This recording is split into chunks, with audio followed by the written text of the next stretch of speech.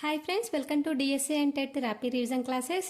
ఈరోజు మనం తెలుగు మెథడాలజీలో భాగంగా భాషా నైపుణ్యాలు అనే చాప్టర్ ఎక్స్ప్లెయిన్ చేసుకుందాము. భాషా నైపుణ్యాలు అంటే ఏంటి, అవి ఎన్ని రకాలు, మనకి ఏ విధంగా యూజ్ అవుతాయి, మనకు టెట్ అండ్ డిఎస్సిలో క్వశ్చన్ ఫార్మింగ్ ఏ విధంగా ఉందో ఈరోజు తెలుసుకుందాము. భాషా నైపుణ్యాలు 4 అండి. అవి ఏంటి అంటే ఫస్ట్ వన్ ఈస్ శ్రవణం, సెకండ్ వన్ ఈస్ భాషణం, థర్డ్ వన్ ఈస్ పఠనం, ఫోర్త్ వన్ ఈస్ లేఖనం. శ్రవణం అంటే లిజనింగ్, భాషణం అంటే స్పీకింగ్, పఠనం అంటే రీడింగ్, లేఖనం అంటే రైటింగ్. వీటిని ఏమంటే లాంగ్వేజెస్ స్కిల్స్. ప్రతి ఒక్కరికి ఉండవలసిన లాంగ్వేజెస్ స్కిల్స్. దీని ద్వారానే మనం కమ్యూనికేషన్స్ అనేది జరుపుకుంటాం కదా. ఫస్ట్ ఏంటినని శ్రవణం. శ్రవణంలో మన ఇంపార్టెంట్ టాపిక్స్ ఏంటో ఎక్స్ప్లెయిన్ చేసుకుందాం. మరి శ్రవణం అంటే ఏంటి? వినడం. వినడం అనే అర్థం. భాష నేర్చుకోవడానికి ప్రథమ సోపానం శ్రవణం. భాషను అనుకరించడం వల్ల అలవడుతుంది. కాబట్టి భాషను మనం వినడం వల్ల, అనుకరించడం వల్ల భాష అనేది మనకు అలవడుతుంది. కాబట్టి ఏ భాష విషయంలో అయినా మొట్టమొదటిసారిగా జరిగే భాషా కార్యక్రమం శ్రవణం. అంటే ఏ భాషా కార్యక్రమంలోనైనా, అంటే ఇప్పుడు శ్రవణం, భాషణం, పఠనం, లేఖనం 4 ఆప్షన్స్ ఉన్నాయి. అందులో ఫస్ట్ మొదటగా జరిగేది ఏంటి? పిల్లవాడిలో శ్రవణం. మొట్టమొదటిగా జరిగే భాషా కార్యక్రమం శ్రవణం అని చెప్పవచ్చు. శ్రవణం స్వతసిద్ధంగా మానవులకు లభించిన నైపుణ్యం. జ్ఞానేంద్రియాల్లో ప్రధానమైనది ఏంటి? చెవి. ఈ చెవి ద్వారానే వెలుపలి ప్రపంచంలోని అన్ని ధ్వనులను మానవుడు వినగలుగుతున్నారు. ఈ నైపుణ్యం జన్మతః సిద్ధించిందైనా దీన్ని సక్రమంగా వినియోగించడం వల్లనే మనము శ్రవణం, లిజనింగ్ అనేది పొందుతున్నాము. నెక్స్ట్, మరి శ్రవణ శక్తి వల్ల ఏమైనా లోపాలు ఉన్నాయో చూద్దాం. వాటి నివారణ చర్యలు కూడా చూద్దాం. శ్రవణ శక్తి వల్ల లోపాలు ఏంటంటే శ్రవణేంద్రియాల లోపం. అంటే ఒకటి శరీరమైన లోపం ఉండొచ్చు, ఇతర విధాలుగా కూడా లోపాలు ఉండొచ్చు. వీటి నివారణ ఏంటంటే మనం డాక్టర్ని కన్సల్ట్ అయితే సరిచేయచ్చు. కొంతమందికి శ్రవణ యంత్రాలు యూజ్ చేసి కూడా శ్రవణ లోపాన్ని మనం నివారించవచ్చు. నెక్స్ట్, సెకండ్ అంటే అశ్రద్ధ. ఇప్పుడు క్లాస్లో టీచర్ క్లాస్ చెప్పంగా కొంతమంది వినరు, వాళ్ళకి మంచి చెవులున్నా కూడా క్లాసెస్ వినరు. కాబట్టి దీన్ని ఏమంటారు? అశ్రద్ధ. నెక్స్ట్, ఏకాగ్రత లేమి. చెబుతున్న విషయం మీద ఎక్కువ మంది పిల్లలు ఎక్కువ సమయంగా ఏకాగ్రత లేకపోవడం, ఇది శ్రవణ లోపమే. నెక్స్ట్, విషయాసక్తి లేమి. విషయం పట్ల ఆసక్తి లేకపోవడం, ఇది కూడా శ్రవణ లోపమే. నెక్స్ట్, స్థాయికి మించిన విషయాలు చెప్పడం. ఇదంతా నేను క్లాస్ రూమ్కి సంబంధించి చెప్తున్నానండి. శ్రవణ శక్తి లోపాలు కింది వాటిలో కానిది అని అడుగుతారు. కాబట్టి మనం అన్ని ఆప్షన్స్ నేర్చుకుంటే శ్రవణ శక్తి లోపాలకు సంబంధించిన లేనిది ఉన్నదేంటో మనం తెలుసుకోవచ్చు అండి. నెక్స్ట్ మన సెకండ్ వన్ ఈస్ భాషణం. మరి శ్రవణ శక్తికి సంబంధించి డిఎస్సిలో ఎటువంటి బిట్స్ వస్తాయో తెలుసుకుందామా? ఇక్కడ చూడండి. ఏ భాషా విషయంలో అయినా మొట్టమొదటిసారిగా జరిగే భాషా కార్యక్రమం ఏంటి? ఏ భాషా విషయంలోనైనా మొట్టమొదటిసారిగా జరిగే భాషా కార్యక్రమం ఏంటి? ఇది డిఎస్సి బిట్ అండి. ఏంటి ఆన్సర్ ఏంటి? శ్రవణం. ఏ భాష విషయంలోనైనా మొట్టమొదటిగా జరిగే భాషా కార్యక్రమం శ్రవణం. మనం ఇంటనే ఆ భాషకు మనం రిప్లై ఇవ్వగలుగుతాం, వినకపోతే మనకు అర్థం కాదు. కాబట్టి మొట్టమొదటిగా జరిగే భాషా కార్యక్రమం ఏంటి? శ్రవణం.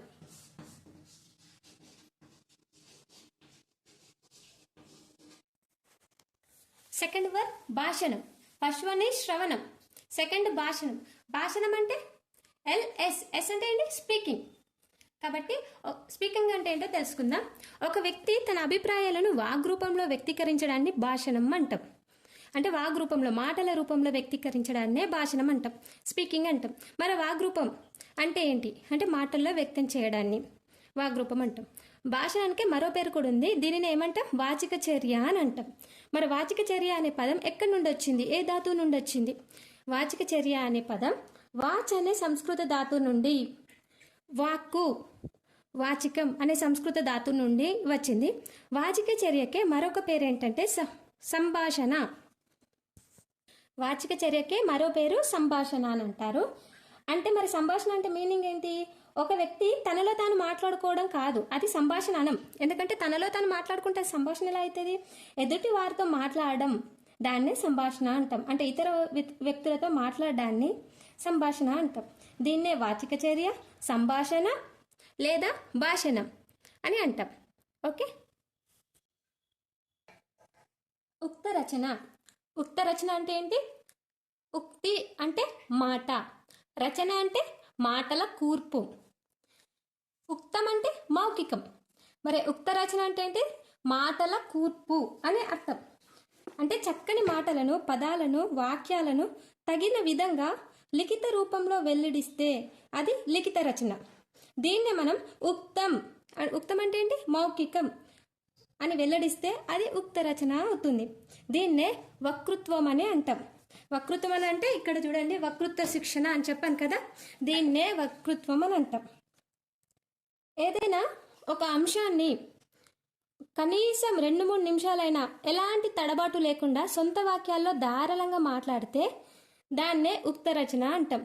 ఎగ్జాంపుల్ స్పీచ్, ఉపన్యాసం, దీన్నే ఉక్త రచన అంటాం. మన స్టేజ్ మీద భయం లేకుండా, తడబాటు లేకుండా 2-3 నిమిషాలు ఎలాంటి తడబాటు లేకుండా సొంత వాక్యాల్లో ధారాళంగా మాట్లాడడాన్ని ఉక్త రచన లేదా వక్తృత్వ శిక్షణ అంటాం. ఈ ఉక్త రచన అనేది విద్యార్థి ఎటువంటి జంకు, గొంతు లేకుండా సమయస్ఫూర్తితో భావానుక్రమంగా, స్పష్టంగా, దోషరహితంగా, వినసొంపుగా, అవ్యయదానంగా, సభాకంపం లేకుండా అంటే స్టేజ్ ఫియర్ లేకుండా ఆంగిక అభినయంతో ఆకర్షణీయంగా, అనర్గళంగా మాట్లాడే వారినే మంచి వక్తలు అని అంటాం. ఓకేనా. నెక్స్ట్, ఈ ఉక్త రచన ఉపన్యాసాల ప్రారంభం, ముగింపులో ఆహ్లాదంగా ఉండాలి, శ్రోతలను ఆకట్టుకునే విధంగా ఉండాలి. అప్పుడే మన ఉక్త రచన అనేది, మన స్పీచ్ అనేది సంపూర్ణంగా ఉంది అని అనుకుంటాం. ఉక్త లేఖనం. ఉక్త లేఖనం అంటే ఏంటంటే, ఉక్త అంటే చెప్పిన, లేఖనం అంటే రాత, అంటే చెప్పింది రాయడం అని. దీన్నే ఉపాధ్యాయులు చెప్పే మాటలను, వాక్యాలను విద్యార్థులు పుస్తకాలేవీ చూడకుండా ధ్వనులు వింటూ అక్షరాకృతులను జ్ఞప్తికి తెచ్చుకుంటూ రాయడాన్నే ఉక్త లేఖనం అని అంటారు. దీన్నే డిక్టేషన్ అని కూడా అంటారు. మరి ఉక్త రచన అంటే స్పీచ్, ఉక్త లేఖనం అంటే డిక్టేషన్. ఇది జాగ్రత్తగా గుర్తుంచుకోండి. నెక్స్ట్, ఉక్త లేఖనంలో మొదట్లో విద్యార్థులకు బాగా తెలిసిన పదాలనే చెప్పాలన్నట్టు. అంటే ఫస్ట్ హార్డ్ పదాలు చెప్పొద్దు. ఫస్ట్ వాళ్ళకి తెలిసిన ఈజీ పదాలు చెప్పాలి, క్రమక్రమంగా కొంచెం హార్డ్ పదాలు ఇవ్వాలి. ఇప్పుడు ఉక్త లేఖనంలో చెప్పడంలో గమనించాల్సిన విషయాలు చూద్దాం. ఉక్త లేఖనంలో విద్యార్థులందరూ రాయుటకు సంసిద్ధులుగా ఉన్న తర్వాతనే చెప్పాలి. మళ్ళీ తరగతి స్థాయిలో బట్టి ఒక్క వాగ్మితి అంటే అర్థం చేసుకోండి. వాగ్మితి అంటే ఒక్క గుక్కలో ఎన్ని మాటలు చెప్తే విని గుర్తుంచుకొని రాయగలరో అన్ని మాటలే ఒక్కసారి చెప్పాలి. ఉపాధ్యాయుడు చెప్పిన మాటలు విన్న తర్వాతనే రాయడం మొదలు పెట్టాలి.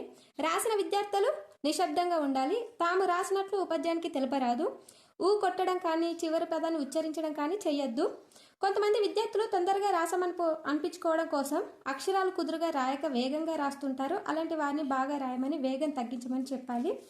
మళ్ళీ ఉక్త లేఖనం ఉపాధ్యాయుడు చెప్పేటప్పుడు 3 times చెప్పాలి. ఓకేనా. ఒకవేళ ఏ విద్యార్థి అయినా కొంచెం వెనుకబడితే వినని లేదా గుర్తులేని మాటలను కొంత చోటు విడిచిపెట్టి తర్వాత శ్రద్ధగా రాయమని చెప్పాలి. విరమ చిహ్నాలు ఉపాధ్యాయుడు ఖచ్చితంగా పాటించాలి. ఉచ్చారణ బట్టి, భావాన్ని బట్టి విద్యార్థులు వాటిని గ్రహించేలా చెప్పాలి. వేగం, రాత పెంచుకుంటూ స్పష్టంగా, అందంగా, దోషాలు లేకుండా రాయమని చెప్పాలి. అంతే. ఉక్త లేఖనం ప్రాథమిక స్థాయిలో 1, 2, 3 తరగతులకు, ప్రతిరోజు 4, 5 తరగతులకు, వారానికి 3, 4 సార్లు, అంటే 1, 2, 3 తరగతులకు ప్రతిరోజు ఉండాలి ఉక్త లేఖనం. 4, 5 తరగతులకి వారానికి 3 సార్లు ఉండాలి. మరి హై స్కూల్లో వారానికి 3 సార్లు ఉండాలి ఉన్నత దశ వాళ్ళకి. విద్యార్థుల లేఖనం వేగంగా ఉపయోగపడుతుంది, వేగంగా రాయడానికి మరియు దోషరహిత వాక్యాలు రూపొందించుకోవడానికి ఉక్త లేఖనం అనేది యూజ్ అవుతుంది. 3వ భాష నైపుణ్యం పఠనం. చదివే పద్ధతిని బట్టి పఠనం 2 రకాలు. 1 ప్రకాశ పఠనం, 2 మౌన పఠనం. ఇది చదివే పద్ధతి బట్టి 2 రకాలు. మరి విషయాన్ని గ్రహించడాన్ని బట్టి కూడా 2 రకాలు ఉంటుంది. ఫస్ట్ వన్ ఈజ్ క్షుణ్ణ పఠనం, సెకండ్ విస్తార పఠనం. ఇప్పుడు మనం ఫస్ట్ వన్ ప్రకాశ పఠనం గురించి ఎక్స్ప్లెయిన్ చేసుకుందాము. ప్రకాశ పఠనం, దీన్నే బాహ్య పఠనం అని కూడా అంటారు. ప్రకాశ పఠనం, దీన్నే బాహ్య పఠనం అని కూడా అంటారు. ఇప్పుడు ప్రకాశన పఠనం అంటే ఏంటో డెఫినేషన్ తెలుసుకుందాం.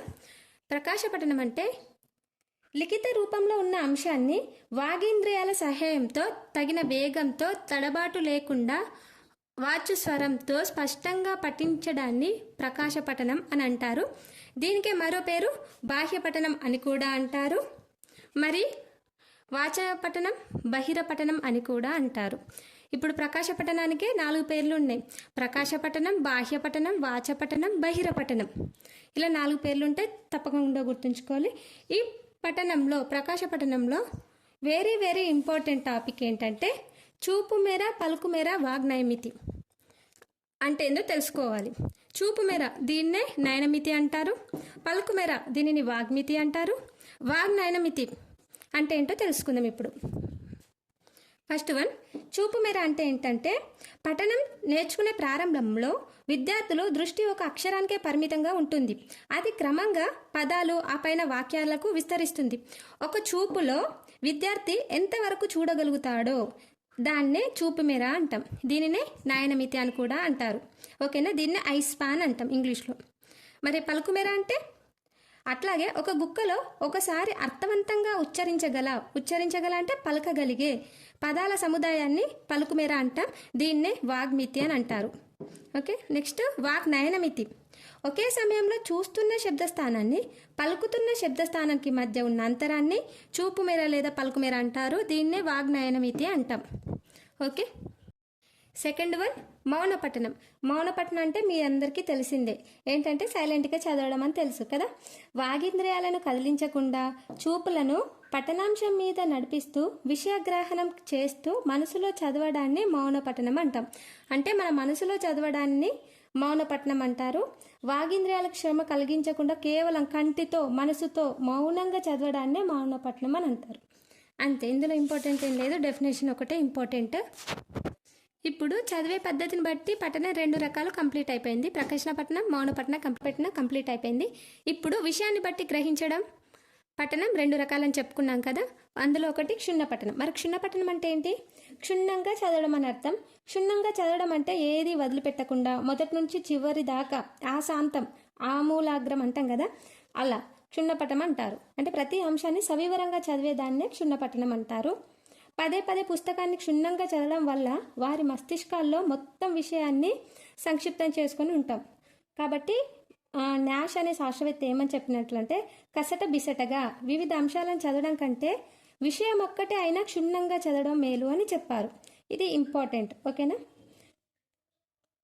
బేకన్ అనే విద్యావేత్త ఏం చెప్పారంటే కొన్ని పుస్తకాలు రుచి చూస్తే కానీ మరికొన్ని మింగివేస్తే కానీ అర్థం కావు, కొన్ని నమిలి జీర్ణం చేసుకునే విధంగా కూడా ఉంటాయని చెప్పాడు.